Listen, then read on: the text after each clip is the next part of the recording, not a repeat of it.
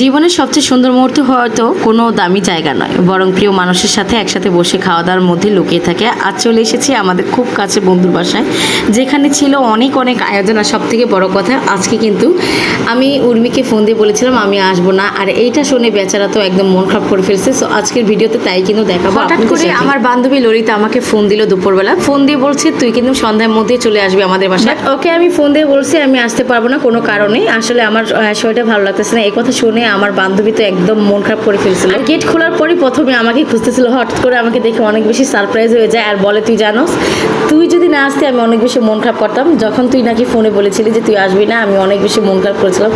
আসলে এই যে একটা মহব্বত, এই জিনিসটা হয়তো কোনো কিছুর বিনিময় পাওয়া যায় না। দেখেন পাগলির অবস্থা, কত কিছু আয়োজন করেছে। আমি একদিন বলেছিলাম দুষ্টুমি করে যে তোমার ভাইয়া ভর্তা পছন্দ করে, এই জন্য ভর্তা খিচুড়ি মাংসের আয়োজন করেছে। আমি আসতে চাইনি অবশ্য, বাট ও অনেক বেশি জোরজোরি করার কারণে আমি চলে আসলাম, না হলে তো অনেক মন খারাপ করে বসে থাকবে। আর এত কষ্ট দিলাম বেচারাকে। এইদিকে ওই হচ্ছে আন্টি আঙ্কেলকেও দাওয়াত দেয়, বাট আন্টি একটু অসুস্থ, এই জন্য আসতে পারেনি। যাই হোক, এখানে কিন্তু আমরা ফ্যামিলির সবাই ছিলাম।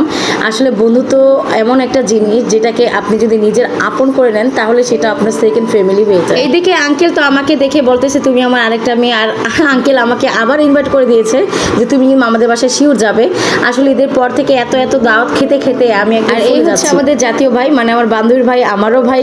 সো এটা হচ্ছে আমার বান্ধবীর ভাইয়ের বউ।